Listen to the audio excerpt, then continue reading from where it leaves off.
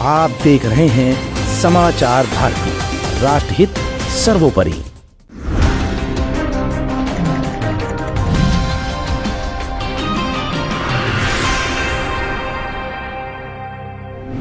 यह है लखनऊ विश्वविद्यालय का भाऊराव देवरास द्वार और यह है छात्र संघ भवन।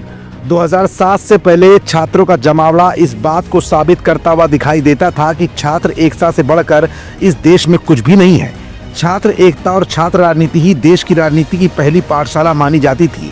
लेकिन अचानक 2007 में मायावती ने छात्रों के चुनाव में हिंसा की बात कहकर छात्र संघ चुनाव पर रोक लगा दी थी। लेकिन अचानक योगी आदित्यनाथ ने विधानसभा उपचुनाव जीतने के बाद छात्रों को लेकर ही आखिर ऐसा क्या फैसला कर दिया जिससे अब यूनिवर्सिटी से लेकर उत्तर प्रदेश के तमाम विश्वविद्यालयों में अब छात्रों का जमघट लगने लगा है। छात्रों में सुगबुगाहट शुरू हो चुकी है, खुशी की लहर है, हर पल आगे बढ़ने की तमन्नाएं हैं और मायावती के फैसले को पलटने के लिए बेताब छात्र संगठन और छात्रों की पूरी ताकत क्या अब भाजपा या यूं कहें कि योगी के साथ आने वाली है। योगी ने ऐसा कौन सा कमाल कर दिया जिसको लेकर 2027 का विधानसभा चुनाव भाजपा के पक्ष में एक तरफा आ सकता है। जी हां, अब तक समाजवादी पार्टी छात्रों को सपोर्ट लेकर युवाओं की पार्टी बनी हुई थी और उनका समर्थन करती देखी जाती थी। लेकिन एक बार फिर योगी आदित्यनाथ ने ऐसा क्या किया जिससे न सिर्फ सपा बल्कि बसपा की भी नींदें उड़ जाएंगी। ये सब कुछ आज की अपनी इस रिपोर्ट में हम आपको दिखाएंगे भी और बताएंगे भी। दरअसल लखनऊ विश्वविद्यालय समेत प्रदेश के विश्वविद्यालयों और उनसे संबद्ध कॉलेजों में छात्र संघ चुनाव कराने की मांग को लेकर छात्र लंबे समय से मांग कर रहे हैं। सरकारें बदली लेकिन छात्रों की ये मांग अभी तक अधूरी ही रही। सूत्रों से मिली जानकारी के मुताबिक लखनऊ विश्वविद्यालय में साल 2005 में आखिरी बार छात्र संघ चुनाव हुए थे। उसके बाद लिंग 2 कमेटी की सिफारिशें लागू हो गई। इस गाइडलाइन का छात्र संगठनों ने विरोध किया था।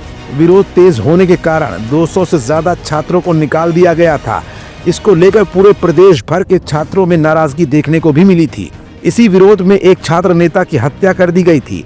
इसी बीच साल 2007 में बसपा सरकार आने के बाद सीएम मायावती ने छात्र संघ चुनाव पर रोक लगा दी थी। सरकार ने छात्र संघ चुनाव में हिंसा का हवाला देते हुए चुनाव पर पूरी तरह से रोक लगा दी थी। छात्रों के काफी लंबे संघर्ष के बाद 2012 में एलयू ने दोबारा छात्र संघ चुनाव की डेट जारी की। लेकिन तब एक छात्र नेता की उम्र को लेकर हुए विवाद के बाद हाईकोर्ट ने छात्र की याचिका पर सुनवाई कर 15 अक्टूबर 2012 में होने वाले छात्र संघ चुनाव पर पूरी तरह से रोक लगा दी थी। छात्र ने याचिका दायर कर मांग की थी कि उसे चुनाव लड़ने की अनुमति दी जाए।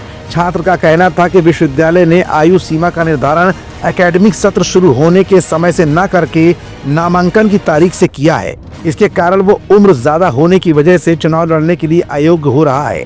लेकिन उत्तर प्रदेश के मुख्यमंत्री योगी आदित्यनाथ ने छात्र संघ चुनाव कराने को लेकर एक बयान में ये संकेत दे दिए हैं कि छात्र संघ चुनाव में समय सीमा तय की जानी चाहिए, जो इस बात का संकेत है कि कहीं अब छात्र संघ चुनाव को सरकार अनुमति न दे और हाई कोर्ट में सरकार छात्रों के पक्ष में खड़ी न दिखाई दे। अब कहीं न कहीं कानूनी अड़चन खत्म करने के बाद योगी आदित्यनाथ छात्रों को अपने पक्ष में देने के लिए 2027 का पूरा कैनवास बिछा चुके हैं। अब देखना ये होगा कि योगी अगर इस फैसले पर आगे बढ़ जाते हैं तो छात्रों का हुजूम योगी को कहां तक पहुंचाता है, ये खुद ब खुद सबके सामने आ ही जाएगा।